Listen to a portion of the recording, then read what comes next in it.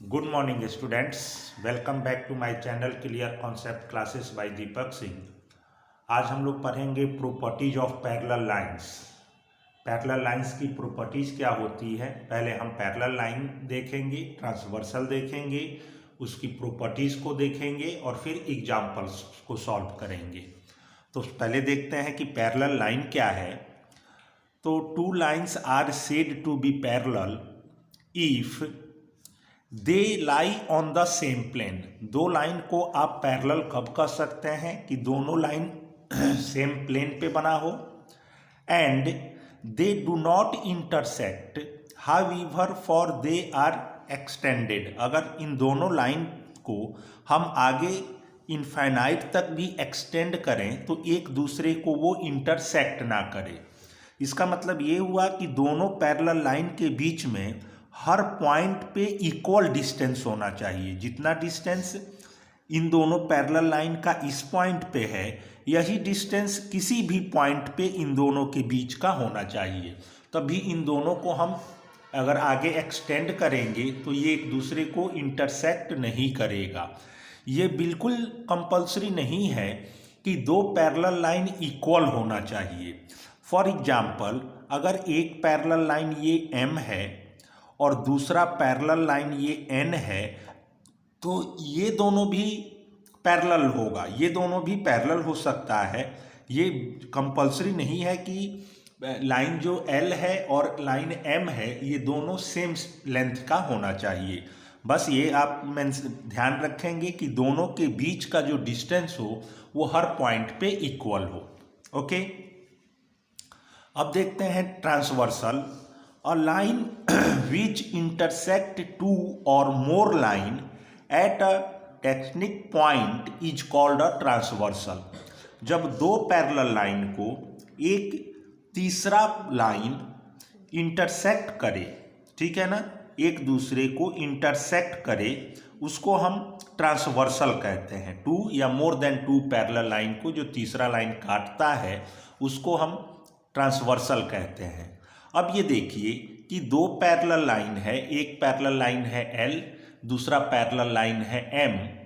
अब इन दोनों parallel line को एक ट्रांसवर्सल T इंटरसेक्ट कर रहा है, ठीक है। तो L और M ये दोनों पैरेलल लाइन हो गए और T जो है ये ट्रांसवर्सल हो गया। अब जब T इसको इंटरसेक्ट कर रहा है तो यहाँ बहुत सारे एंगल बन रहे हैं। जैसे देखिए, एक एंगल ये बन रहा है तो इसको हम नेमिंग कर देते हैं, नंबरिंग कर देते हैं। ये हमारा एंगल 1 हो गया, ये एक एंगल बना, ये एंगल 2 हो गया। अब एंगल 1 और एंगल 2 ये देखें कि ये दोनों स्ट्रेट लाइन पे हैं, तो इन दोनों का सम 180 हो जाएगा। आप पिछले वीडियो में लीनियर पेयर भी पढ़े थे, तो इन दोनों का सम 180 हो जाएगा। अगर हमको एक एंगल पता होगा, अगर हमको एंगल 1 पता हो तो हम फाइंड कर लेंगे कि एंगल 2 क्या होगा। ये एंगल 3 बना, ये एंगल 4 बना, 4 एंगल यहाँ बने। ये एंगल 5 हो गया, ये एंगल 6, ये एंगल 7 और ये एंगल 8। तो यहाँ 8 एंगल बने। तो यहाँ जो 8 एंगल बने, हर एंगल का एक दूसरे एंगल के साथ रिलेशन है। इसी को हम देखेंगे कि किस एंगल का दूसरे एंगल से कौन सा रिलेशन हो रहा है। तो सबसे पहला हमारा जो रिलेशन है इसको हम कहते हैं अल्टरनेट इंटीरियर एंगल, ठीक है ना। तो सबसे पहले आप ये समझ लीजिए इंटीरियर, तो इससे आपको फ़ायदा क्या होगा कि आप इजीली इस कॉन्सेप्ट को समझ लेंगे कि इंटीरियर अल्टरनेट कौन सा एंगल इक्वल होगा। और जब एक्सटीरियर पढ़ेंगे कि अल्टरनेट एक्सटीरियर एंगल क्या है, तो वहाँ भी आपको समझ में आएगा कि एक्सटीरियर। इंटीरियर का मतलब होता है अंदर। यहाँ देखें, यहाँ जो 8 एंगल बना है इसमें से 4 एंगल, कौन कौन सा एंगल, एंगल 3, 4, 6 और 5, 3, 4, 5, 6, ये एंगल इंटीरियर अंदर बना हुआ है। और एंगल 1, 2, 7, 8 ये बाहर बना हुआ है, तो ये एक्सटीरियर। तो हमें पहले देखना है कि अल्टरनेट इंटीरियर एंगल, तो एंगल ये जो 3 होगा ये एंगल 5 के इक्वल होगा। अल्टरनेट इंटीरियर, तो केवल हमको इंटीरियर देखना है, और अल्टरनेट तो एक ट्रांसवर्सल के दूसरे साइड होगा, एक ट्रांसवर्सल के अपोजिट साइड होगा। तो एंगल 3 इक्वल होगा एंगल 5 के। एंगल 3 ये इक्वल होगा एंगल 5 के, एक पेयर ये बनेगा। और एंगल 4 ये इक्वल होगा एंगल 6 के। एंगल 4 इक्वल होगा एंगल 6 के। मीन्स जितने डिग्री का एंगल 3 होगा उतने ही डिग्री का एंगल 5 होगा, और जितने डिग्री का एंगल 4 होगा उतने डिग्री का एंगल 6 होगा। तो जब टू पैरेलल लाइन को एक ट्रांसवर्सल इंटरसेक्ट करता है तो अल्टरनेट इंटीरियर एंगल इक्वल होते हैं। ओके, अब अल्टरनेट इंटीरियर एंगल हो गए। अब हम देखते हैं अल्टरनेट एक्सटीरियर एंगल। अल्टरनेट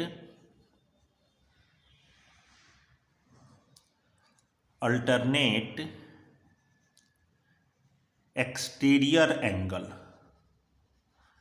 तो अभी आपने जो बात हुआ था कि ये इंटीरियर एंगल था और ये एक्सटीरियर एंगल है, हमें यहाँ देखना है एक्सटीरियर, और उसमें भी अल्टरनेट मीन्स एंगल 1 ये एक्सटीरियर है, तो एंगल 1 जो होगा वो एंगल 7 के इक्वल होगा।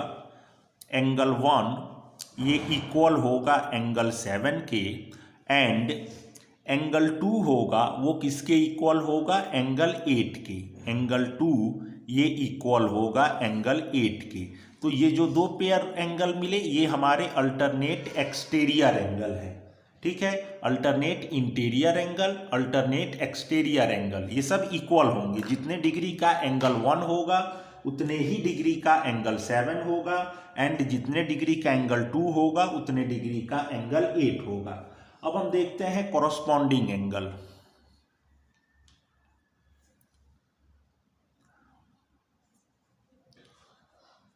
कॉरस्पॉन्डिंग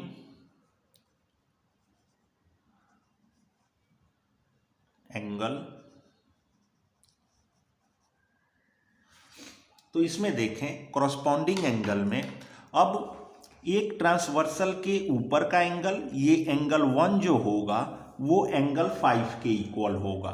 एंगल 1 ये इक्वल होगा एंगल 5 के। एंगल 1 एंगल 5 के इक्वल होगा। एंगल 2 इसको ब्रैकेट में कर लेते हैं। एंगल 2 ये इक्वल होगा एंगल 6 के। एंगल 2 ये किसके इक्वल होगा, एंगल 6 के। मीन्स ट्रांसवर्सल के ये दोनों, ट्रांसवर्सल मीन्स दो जो पैरेलल लाइन है, तो फर्स्ट पैरेलल लाइन के ये जो दो एंगल हैं ये सेकंड पैरेलल लाइन के ये दो एंगल से इक्वल होंगे। एंगल 1 एंगल 5 के, एंगल 2 एंगल 6 के, एंगल 3 ये इक्वल होगा एंगल 7 के, एंगल 7 के, और एंगल 4 ये इक्वल होगा एंगल 8 के।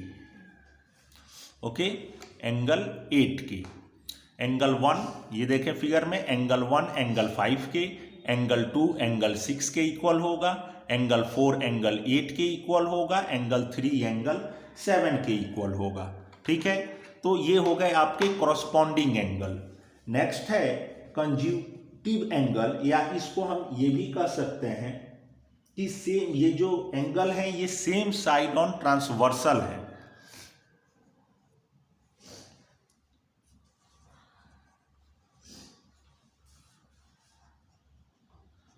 कंज्यूटिव एंगल्स। ओके, तो ये कंज्यूटिव एंगल्स या इसको को इंटीरियर एंगल भी कहते हैं। तो ये जो इसे आप को इंटीरियर एंगल, को इंटीरियर एंगल्स ये इक्वल नहीं होते हैं। ये को इंटीरियर एंगल्स जो हैं ये सप्लीमेंट्री होते हैं। इस एंगल को आप सेम साइड ऑन ट्रांसवर्सल भी कह सकते हैं कि एंगल 4 और एंगल 5 इन दोनों का जो सम होगा ये 180 होगा।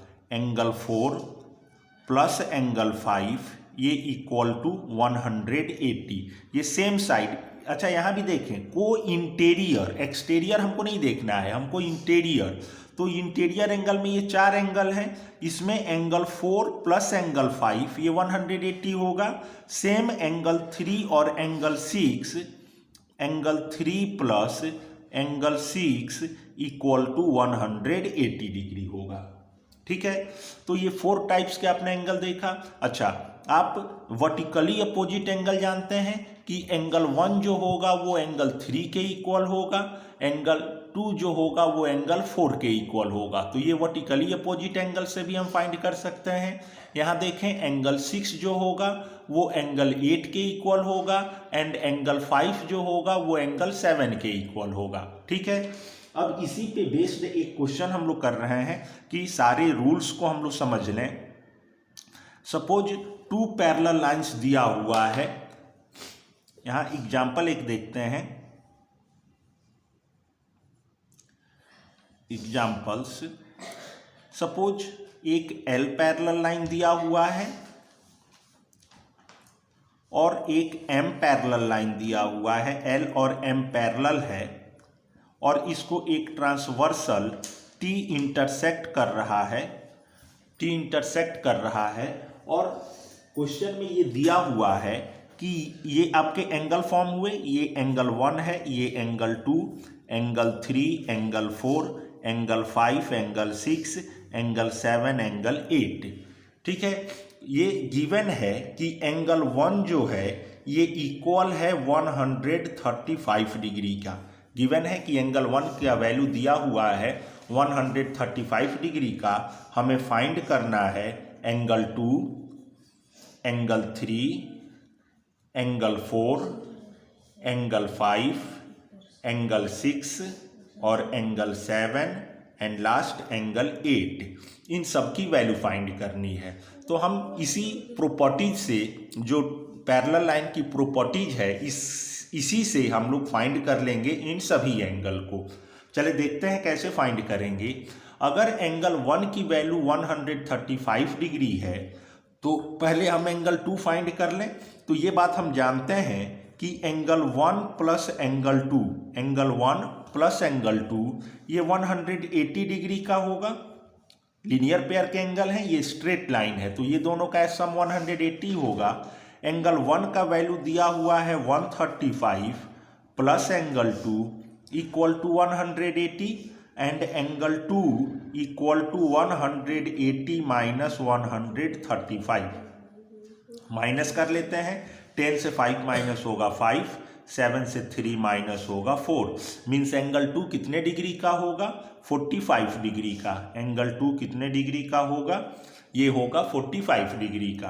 अब एंगल 1 जो है वो 135 हो गया, एंगल 2 45 हो गया। अब एंगल 3 की अगर हम बात करें कि एंगल 3 कितने डिग्री का होगा, तो एंगल 3 जो है वो एंगल 1 का वर्टिकली अपोजिट एंगल है। तो जितने डिग्री का एंगल 1 है उतने ही डिग्री का एंगल 3 होगा। और एंगल 1 कितने डिग्री का है? 135 डिग्री का। तो एंगल 3 भी 135 डिग्री का होगा। ये क्यों होगा? यहाँ हम मेंशन कर देंगे कि ये हमारा वर्टिकली अपोजिट एंगल है। ये क्या है? Vertically opposite angle. ठीक है। एंगल 4 किसके इक्वल होगा? एंगल 2 के इक्वल होगा, क्योंकि ये भी तो वर्टिकली अपोजिट एंगल है। और एंगल 2 कितने डिग्री का है? 45 डिग्री का। तो इसको हम मेंशन कर दे रहे हैं कि ये एंगल 4 जो होगा ये 45 डिग्री का होगा और ये भी वर्टिकली अपोजिट एंगल है। तो आपने एंगल 1 दिया हुआ था, आपने एंगल 2 फाइंड कर लिया, एंगल 3 फाइंड कर लिया, एंगल 4 फाइंड कर लिया। एंगल 5 को देखते हैं कि ये एंगल 5 जो है ये एंगल 3 के इक्वल होगा। यहाँ देखें, अल्टरनेट इंटीरियर एंगल, एंगल 3 और एंगल 5 इक्वल होते हैं। तो जितने डिग्री का एंगल 3 होगा उतने ही डिग्री का एंगल 5 होगा। और एंगल 3 कितने डिग्री का है? 135 डिग्री का। तो एंगल 5 भी 135 डिग्री का होगा। और ये किस कारण से होगा? Because it is alternate interior angle. ये क्या है? अल्टरनेट इंटीरियर एंगल है। एंगल 5 135 डिग्री का और ये अल्टरनेट इंटीरियर, किसका अल्टरनेट इंटीरियर है? एंगल 3 का। और एंगल 3 जो है ये 135 डिग्री का है। एंगल 6, तो एंगल 6 जो है वो 4 के इक्वल होगा। यहाँ देखें अल्टरनेट इंटीरियर एंगल से एंगल 4 और एंगल 6 इक्वल होते हैं, तो एंगल 4 जितने डिग्री का होगा उतना ही 6 होगा, और 4 कितने डिग्री का है, 45 डिग्री का, तो एंगल 6 भी 45 डिग्री का होगा। ये भी आपका अल्टरनेट इंटीरियर एंगल है। ओके, अब एंगल 7 देखते हैं। अब देखें आपके पास बहुत सारे यहाँ रिलेशन क्रिएट हो जाएंगे, आप खुद समझ जाएंगे। ये जो एंगल 7 है ये एंगल 1 के भी इक्वल होगा। एंगल 1 और एंगल 7 ये अल्टरनेट एक्सटीरियर एंगल 1 जो है वो एंगल 7 के इक्वल होगा। तो एंगल 1 135 डिग्री का है, तो 7 भी 135 डिग्री का हो जाएगा। अच्छा, दूसरा अगर रूल देखें तो एंगल 5 जो है वो भी तो 7 के इक्वल है, ये वर्टिकली अपोजिट एंगल है, और 5 कितने डिग्री का है, 135 डिग्री का। ठीक है, तो आप इसको वर्टिकली अपोजिट एंगल से भी फाइंड कर सकते हो और अल्टरनेट एक्सटीरियर एंगल से भी फाइंड कर सकते हो। तो एंगल 7 जो होगा ये 135 डिग्री से होगा, और इसको हम कर देते हैं अल्टरनेट एक्सटीरियर एंगल। आप वर्टिकली अपोजिट एंगल से भी कर सकते हैं। सेम एंगल 8 जो होगा वो एंगल 2 के इक्वल होगा। यहाँ देखें एंगल 2 और एंगल 8 इक्वल है, तो जितने डिग्री का 2 होगा उतने ही का 8 होगा। 2 कितने डिग्री का है, 45 डिग्री का, और ये भी होगा अल्टरनेट एक्सटीरियर एंगल से।